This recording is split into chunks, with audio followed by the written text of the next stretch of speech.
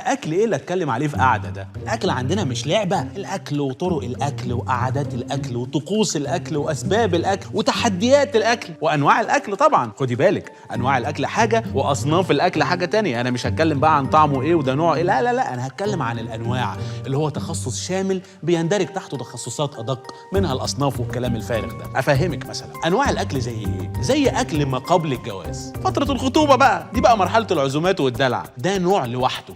تلاقي السفرة عليها ما لذ وطاب من البروتينات والطواجن، المحاشي، المشاوي، المقالي. ليه؟ حرب نفسية، عشان يحطموا إرادتك، يغسلوا مخك، يجندوكي في العيلة عندهم بعد ما درسوا عنك كل حاجة. بتاكلي إيه؟ بتشمي إيه؟ بتروحي فين؟ والقاعدة في المرحلة دي بتقول لو ما قدرتيش تقاومي استمتعي. أنا شخصيا كنت سايب إيدي في المرحلة دي خالص. في بقى طبعا أكل بعد الجواز، ده بقى نوع تاني، بقيت الراجل بتاعهم وبقينا في مركب واحده وكاسرين عيني خلاص. تلاقي الاكل بدا يفقد عنصر الابهار، نرجع تاني للفاصوليا الخضراء، الفراخ المسلوقه، الرز اللي من غير شعريه، واذا كان عاجبني خلاص بقيت كارت محروق. لو ما بتحبيش الفاصوليا خشي اعملي لك اي سندوتش من الثلاجه، بس اهم حاجه ما تمديش ايدك على الكاتشب ولا العيش السن بتاع طنط ناديه. في نوع كمان مؤلم جدا اللي هو اكل المبتدئات، ده بيبقى اول لما البنت تتجوز بتبقى فرحانه طبعا بطقم الحلل التيفال وعايزه تستخدمها، وهي طبعا ملهاش في اي حاجه خالص، فتحاول تتذاكى بقى تعمل ايه؟ تبدا تعمل الاكل المعروف؟ لا، هتتفقس، فتعمل اختراعات. قال يعني ده اكل جديد وانه عظيم واحنا اللي مش فاهمين حاجه. فتلاقي الغدا في المرحله دي بيكون عباره عن ايه؟ اقول لك المنيو بقى كده باختصار: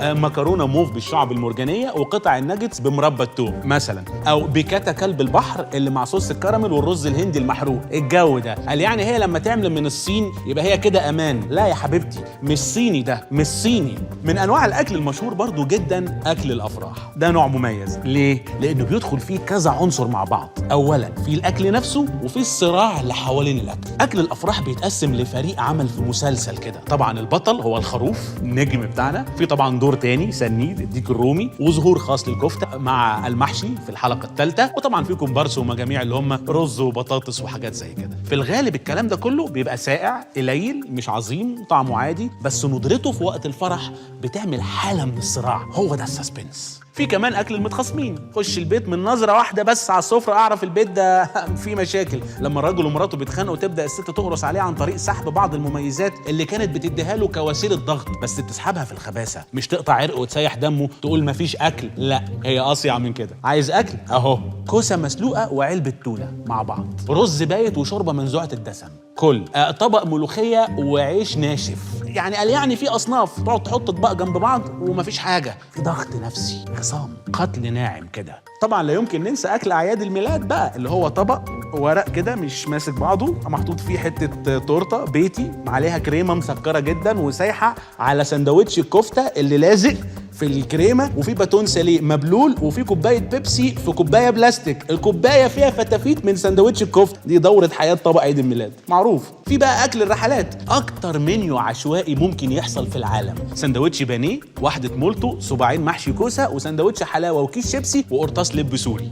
خليك فريش، انا في رحله. وفي بقى اكل تنظيف الثلاجه، يوم المراجعه اللي هو اليوم الحزين بتاع لما ماما تقرر تتخلص من بواقي الشهر اللي فات عشان اللجنه جايه تعمل جرد وعايزه تبدا من بكره على نظافه. فتلاقي الغدا عباره عن نص طبق كشك مسلم كده على مكرونه بشاميل اطرافها ناشفه، جنبهم طبق رز سن فيل كده، معلقتين باميه على كوسه مع بعض، ورك فرخه وريشه ونص كفتايه. حاجه صعبه جدا، ايه النشاز ده؟ وساعات ماما بقى تاكلنا بواقي عزومه من غير ما تكون عامله عزومه اصلا. ايه ده يا ماما؟ دي بواقي العزومه. طب كانت فين العزومه؟ جباره. في حاجه بقى معلش هي مش اكل بس بتمسني شخصيا، ليا معاها ذكريات احب اتكلم عنها، اللي هي المشروبات المجمده. دي بقى لما الستات يحبوا يجيبوا الفاكهه يعصروها ويخزنوها في الفريزر لسنين طويله بدون اي سبب معلوم. تبقى عند خالتك مثلا تشرب يا حبيبي مانجا فريش، فريش واخد بالك، هي عصراها بايديها ما بتكذبش الست، بتلاقيها رايحه للفريزر تصوير بطيء، ماسكه باب الثلاجه بحرص، تفتح دخان ابيض يطلع، تمد ايديها في عمق الفريزر من جوه تلاقي فيه كيس مفعص كده لونه برتقاني، تطلعه ونبدا بقى في مرحله فك التلج. وفجاه تجيلك بكوبايه العصير، طبعا فخفخينه عظيمه جدا، بتشربي عصير في شويه ريحه توم على بصل على صلصه، تركيبه من الفريزر، والله العظيم خالتي دي سكر. نيجي بقى لاحلى انواع الاكل. منطقتي، الحته اللي انا بستمتع بيها، انا بسميه الاكل الخطير. ده اللي بيبقى فيه نسبه من المجازفه كده، في مغامره، رحله صيد الحمام وقتله ونتف ريشه، حمامه السلام الرقيقه دي، شوف الجمال، حاجه في منتهى الساديه. واخيرا نحشيه، نلسعها كده لسعه خفيفه، تاخد التاني الجميل بتاع اللي في الاخر ده. الممبار مثلا، فكره ان الواحد يحصل على الامعاء الدقيقه بتاعه الخروف دي في حد ذاتها محفوفه بالمخاطر. تخيل حيوان واقف لوحده في الغابه كده، انا هروح هجيب امعائه وهنضفها وهحشيها. احنا بنحب الحشو قوي، مش فاهم ليه. عندك مثلا الشوي، حطب ونار وحرايق ولهب. المقليات، زيت وطرطشه واصابات تتلسعي في الحته دي، معروفه. ده اكل خطير يا جماعه. شوفي انواع الاكل كتير جدا، لا يمكن نحصرهم ولا نلمهم في قعده واحده ابدا. بس كل ده كوم، واكل اعاده التدوير ده كوم تاني. ده الموضوع اللي انا عايزك فيه اصلا النهارده. السبانخ اللي بقالها 3 اسابيع في التلاجة دي قاعده في التلاجة عشان وحشه على فكره، مش لما تعمليها لي كور ولا تحشي بيها عجينه ولا تفركيها على وش الشوربه يبقى انا كده اشتريت. عايزه تعملي اعاده تدوير، حضرتك ممكن تعمليها حاجه واحده بس، تعمليها سماد عضوي بس. تحب اعملها لك كوفيه او لكلوك عشان ترتاحي؟ اعاده تدوير بقى، ده اكل يا اخوانا، اكل.